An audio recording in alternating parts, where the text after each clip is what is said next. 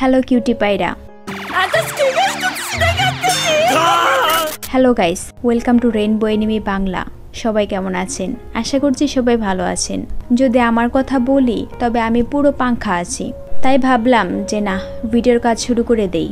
So যেই ভাবা সেই কাজ, হিয়ার আই এম। চলুন তাহলে আজকে আমরা ব্লিচের 63 নাম্বার এপিসোড দেখে আসি। 63 নাম্বার এপিসোড হলো এই আর্কের শেষ এপিসোড। সো এখানে আমরা দেখব এই আর্কের হ্যাপি এন্ডিং। আগের এপিসোডটা কার কেমন লেগেছে তা জানি না, তবে আমার কাছে অনেক বেশি ভালো লেগেছে। সেখানে আমরা ম্যানস গ্রেন্টের গ্র্যান্ড এন্ট্রি দেখেছি।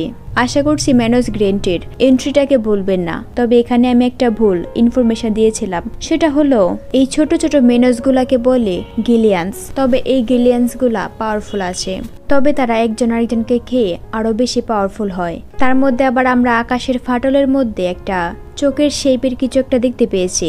সেটা কিন্তু ম্যানস গ্রেন্টে না, সেটা অন্য কিছু হতে পারে। সেটা ম্যানসের থেকেও আরো বেশি পাওয়ারফুল, তবে তার ব্যাপারে আমরা এখনো কিছু জানতে পারিনি, হয়তো পরে জানতে পারবো। এগুলো সব আগের এপিসোডের আপডেট ছিল, মানে আমার যে ভুলগুলো হয়েছিল সেগুলো আমি ঠিক করে দিয়েছি। তাহলে চলুন আমরা এই এপিসোডের মেইন স্টোরিতে চলে যাই। 63 নাম্বার এপিসোডের শুরুতেই আমরা দুজন সোল রিপারকে দেখতে পাই, যারা কিনা একটা সোল রিপারকে খাবারের জন্য অনেক বেশি বিরক্ত করছিল। কারণটা ছিল তাদের এই খাবার পছন্দ হয়নি, তাই তারা পাওয়ার শো করছিল আর কি। তখনই সেখানে ক্যাপ্টেন উনাহানা চলে আসে। ক্যাপ্টেন উনাহানা একটা শান্ত হাসি দিয়ে বলে, তোমাদের কি কোনো সমস্যা আছে? ক্যাপ্টেন উনাহানাকে দেখে ওদের গলার পানি শুকিয়ে যায়। ক্যাপ্টেন উনাহানা মিষ্টি করে বলে, তোমরা দেখে আগের থেকে অনেকটাই সুস্থ হয়ে গেছো, তবে তোমরা এখানে যতক্ষণ আছো ততক্ষণ পর্যন্ত সবকিছু আমার মতো করে চলবে। ক্যাপ্টেন উনাহানার এই লোক দেখে ওরা দুজন কোনো রকমে সেখান থেকে পালিয়ে যায়। এমন মনে হচ্ছিল ওরা কোনো ভূত দেখেছে। তারপর আমরা স্কোয়াড 11 দেখি, সেখানে সবাই ট্রেনিং করছিল। ইক্কাকু তার সাথীকে সহজে হারিয়ে দেয়। এটা দেখে ভয়ে অন্যরা কেউ ওর সাথে লড়াই করতে আসছিল না। তখন ইচিকো ইক্কাকুকে ফাইটের জন্য চ্যালেঞ্জ করে। এক পর্যায়ে ওদের মাঝে ঝগড়া শুরু হয়ে যায়। ওরা ঝগড়া করছিল কে এখনো ইনজিওর আর কে এখনো রিকভার হয়নি এসব নিয়ে। তখনই সেখানে ক্যাপ্টেন জারাকি চলে আসে।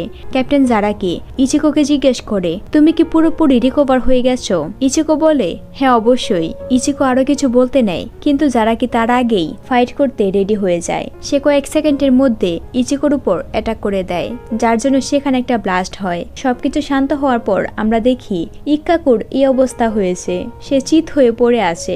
আর অন্যদিকে ইচিকো নিজের জীবন বাঁচিয়ে সেখান থেকে পালিয়ে যায়। বেচারা কিছুদিন হলো এত বড় ফাইট করেছে, তার মধ্যে আবার জারাকি ফাইট করার জন্য সবসময় রেডি থাকে। পরের সিনে আমরা ক্যাপ্টেন সাজিনকে দেখতে পাই। তিনি ক্যাপ্টেন তোশেনের সব থেকে কাছের মানুষের কবরের কাছে এসেছিল। তখনই সেখানে ক্যাপ্টেন তোশেনের কমান্ডার হিসাগে চলে আসে। হিসাগে ক্যাপ্টেন সাজিনকে জিজ্ঞেস করে তার ক্যাপ্টেন কি আবারও এখানে ফিরে আসবে। ক্যাপ্টেন সাজিন বলে, আমি জানি তোশেন আবারও এখানে ফিরে আসবে, আমি সেই পর্যন্ত এখানে অপেক্ষা করব। অন্যদিকে আমরা রাঙ্গেকোকে দেখতে পাই। রাঙ্গেকো মনমরা হয়ে ইচিমারু বলা কথাগুলো নিয়ে চিন্তা করছিল। তখনই সেখানে ক্যাপ্টেন তোশিরো আর কিরা চলে আসে। আমরা কিন্তু আগে থেকেই জানি কিরা বেইমান না, সে শুধুমাত্র হিনামোরিকে বাঁচাতে এই সব কিছু করেছে। কিরা তার কাজের জন্য রাঙ্গেকোর কাছে মাফ চায়। তারপর ওরা দুজন একসাথে মদ খেতে শুরু করে। ওরা দুজন এত মদ খেয়েছে, এখানে থাকা বোতলগুলো দেখলে বুঝতে পারবেন। তারপর আমরা হিনামোরিকে দেখতে পাই। হিনামোরির অবস্থা অনেকটাই খারাপ, তার এখনো জ্ঞান ফিরে আসেনি। সেখানে আবার ক্যাপ্টেন তোশিরো এসেছিল হিনামোরিকে দেখতে। তারপর তিনি আবার ফিরে যাচ্ছিল। তখন ক্যাপ্টেন উনাহানা তোশিরোকে বলে, ওর সাথে কথা বলার চেষ্টা করুন, ও এমন কারো অপেক্ষা করছে যে কিনা ওর সাথে কথা বলবে। ক্যাপ্টেন তোশিরো বলে, এই জন্যই আমি এখানে এসেছি, তবে আমি জানি না আমি কি বলবো। পরে তিনি সেখান থেকে চলে যায়। সিন শিফট হয়, আমরা দেখি ইশিদা সবার জন্য ড্রেস বানিয়েছে। তবে ইশিদা সাদর টি শার্টের ডিজাইন পুরোপুরি চেঞ্জ করে দিয়েছিল। এখানে ইশিদা কি চেঞ্জ করেছে তা এই ছবিটা দেখলেই বুঝতে পারবেন। এজন্য সাদর এটা একদমই পছন্দ হয়নি। তবে ইশিদা ওরিহিমে আর রুকিয়ার ড্রেসের মধ্যে অনেক বেশি এফোর্ট দিয়েছে, তাই সেগুলো অনেক বেশি সুন্দর হয়েছে। ওরিহিমে রুকিয়ার ড্রেসটা দেখে অনেক বেশি খুশি হয়। সে খুশি খুশি চলে যায় রুকিয়াকে এই ড্রেসটা দেখাতে। যেহেতু রুকিয়া একটা খারাপ সময় পার করেছে, তাই ওরিহিমে চাইছিল এই ড্রেসটা দিয়ে রুকিয়াকে চিয়ার আপ করতে। তখনই আবার তার মাথায় অন্যান্য চিন্তাও ঘুরপাক খেতে শুরু করে। অরিহিমের কাছে মনে হচ্ছিল ইশিদা হয়তো রোকেয়াকে পছন্দ করে, তাই সে রোকেয়ার জন্য এত সুন্দর ড্রেস বানিয়েছে। কিন্তু অরিহিমে রোকেয়াকে কোথাও খুঁজে পায় না, তাই সে জলদি করে ইচিকোর কাছে আসে। কিন্তু ইচিকো নিজেও জানে না রোকেয়া কোথায় আছে। অন্যদিকে আমরা ক্যাপ্টেন বেকুয়া আর রেঞ্জিকে দেখি ওদের মাঝে ইমোশনাল কথা হচ্ছিল।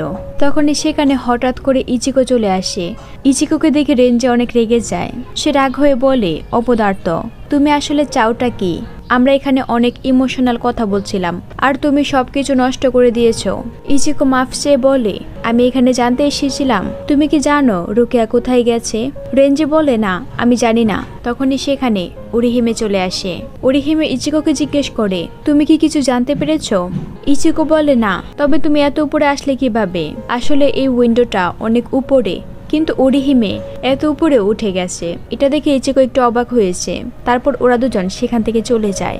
সিন শিফট হয়, আমরা দেখি কুকাকু শিবা গাঞ্জুকে সেই উত্তম মাধ্যম দিচ্ছে। আসলে তিনি গাঞ্জুকে অনেক মারছিল। গাঞ্জু তার বোনকে থামানোর জন্য বলে, আমার গৌরবের আঘাতগুলো এখনো হিল হয়নি, আমি তো এইবার অনেক কাজ করেছি। এটা শুনে শিবা আরো বেশি রেগে যায়, কারণ সে জানতে পেরে গেছে গাঞ্জু ওদেরকে পুরোপুরি সাহায্য করতে পারেনি। এটা শুনে গাঞ্জু বলে, তুমি সব সত্যি জানলে কিভাবে? গাঞ্জুর কথা শুনে কুকাকু শিবা আরো রেগে যায় আর তিনি গাঞ্জুকে আরো মারতে শুরু করে। তখনই সেখানে রুকিয়া চলে আসে। রুকিয়াকে দেখে শিবা জিজ্ঞেস করে, তুমি এখানে কি চাও? তখন আবার গাঞ্জু শিবাকে থামানোর চেষ্টা করে, কারণ সে চাইছিল না তার বোন জানুক রুকিয়া সেই সোল রিপার যে কিনা তাদের ভাইকে মেরে ফেলেছে। কিন্তু শিবা গাঞ্জুকে থামিয়ে বলে, আমি সব জানি, এই জন্যই আমি ওকে জিজ্ঞেস করেছি ও এখানে কি চায়। তখন রুকিয়া ওদের কাছে মাফ চেয়ে বলে, আপনাদের কাছে মাফ চাইতে আমার আরো আগে আসা দরকার ছিল, কিন্তু আমি ভীতুদের মতো পালিয়ে গিয়েছিলাম, আমি সাহস করে এখানে আসতে পারিনি। তখনই শিবা রুকিয়াকে থামিয়ে বলে, অনেক হয়েছে, আর মাফ চাইতে হবে না, আমি তোমাকে মাফ করে দিয়েছি। এটা শুনে রুকিয়া আরো কিছু বলতে চায়, কিন্তু তখনই শিবা রুকিয়াকে একটা পাঞ্চ মারে। শিবা রাগ হয়ে বলে, আমি তো বলেছি অনেক হয়েছে। এই পাঞ্চটা খাওয়ার পর রুকিয়ার রিয়াকশনটা কিছুটা এমন ছিল, সে বুঝতে পারছে না যে ওরা কি সবাই একরকম, কারণ শিবা কাইয়েন আর কুকাকু শিবার আচরণ অনেকটা একই রকম। কুকাকু শিবা বলে, উকিতাকে আমাকে সবকিছু বলেছে, এখানে তোমার কোনো দোষ নেই, কিন্তু তুমি নিজেকে অনেক বেশি টর্চার করে আসছো। আমি অনেক আগে সিদ্ধান্ত নিয়েছিলাম যদি তুমি কোনোদিন আমার কাছে মাফ চাইতে আসো তাহলে আমি তোমাকে মাফ করে দেব। এগুলো শুনে রুকিয়া অনেক বেশি অবাক হয়। রুকিয়া বুঝতে পারে এখানে সেই একমাত্র যে কিনা এসব নিয়ে অনেক বেশি চিন্তা করছে। পরে সে খুশি হয়ে শিবাকে ধন্যবাদ দেয়। এতে করে শিবা ইরিটেট হয়ে আবারও রুকিয়াকে পাঞ্চ মারে। তখনই সেখানে অরিহিমে আর ইচিকো চলে আসে। ইচিকো বলে, দেখে মনে হচ্ছে সবকিছু শেষ হয়ে গেছে, চলো আমরা আবারও ফিরে যাই। সবাই বলেছে আগামীকাল হিউম্যান ওয়ার্ল্ডের গেট ওপেন করা হবে, তাছাড়া তুমি পুরোপুরি রিকভার হওনি, চলো এখন তুমি রেস্ট নেবে। রুকিয়া এসব শুনে একটু মন খারাপ করে বলে, আমি ভেবেছিলাম তুমি আগে থেকে জানবে আমি এখানে থাকবো।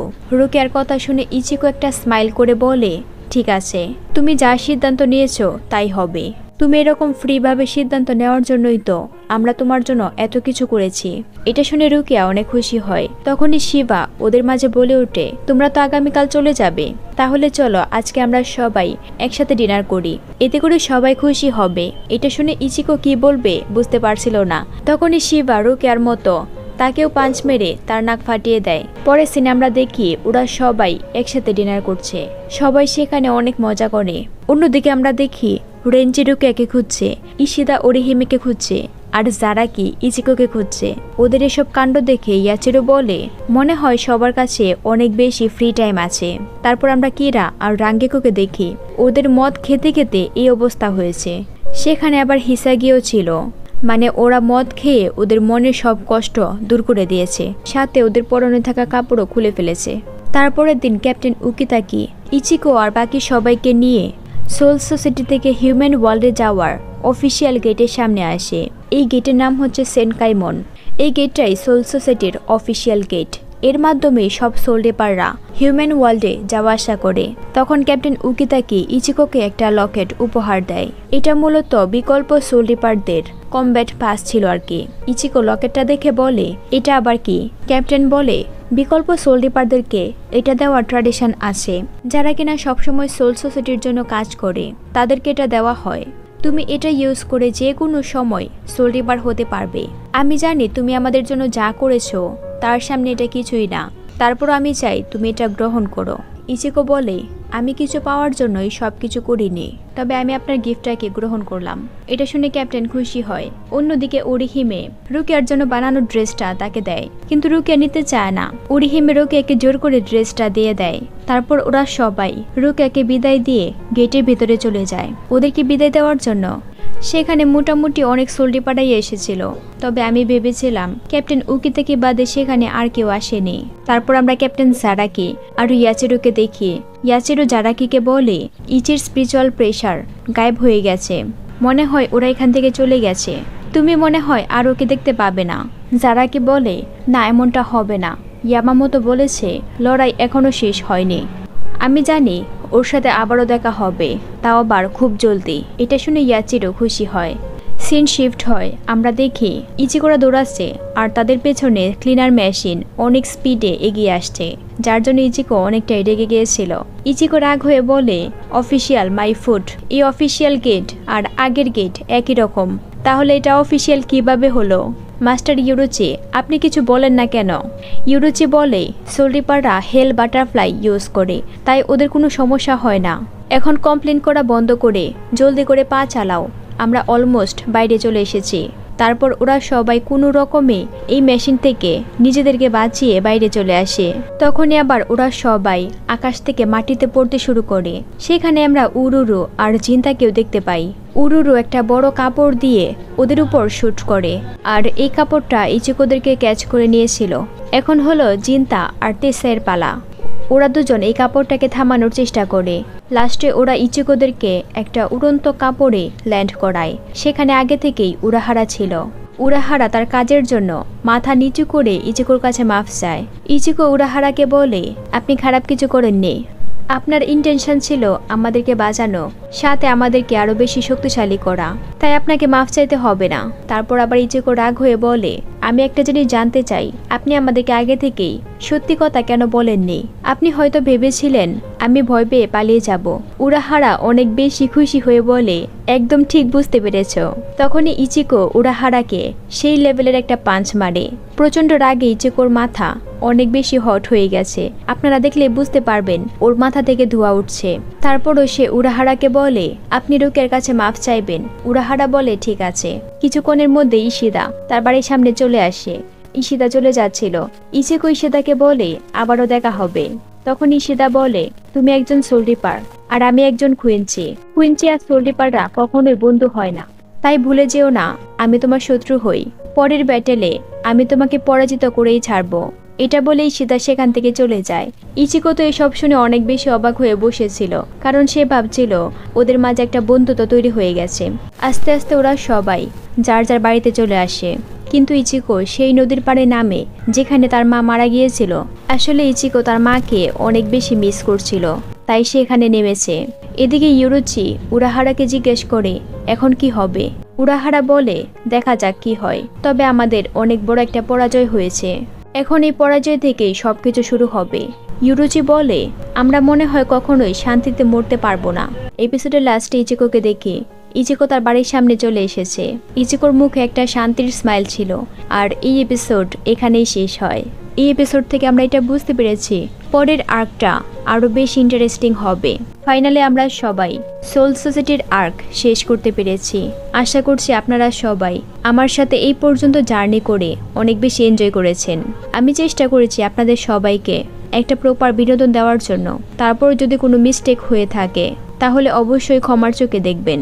আপনারা সবাই যার যার মন্তব্য কমেন্ট বক্সে শেয়ার করবেন, সেটা অলওয়েজ আপনাদের সবার জন্য ওপেন থাকবে। সো এরকম আরও ভিডিও পেতে আমার চ্যানেলকে সাবস্ক্রাইব করতে ভুলবেন না।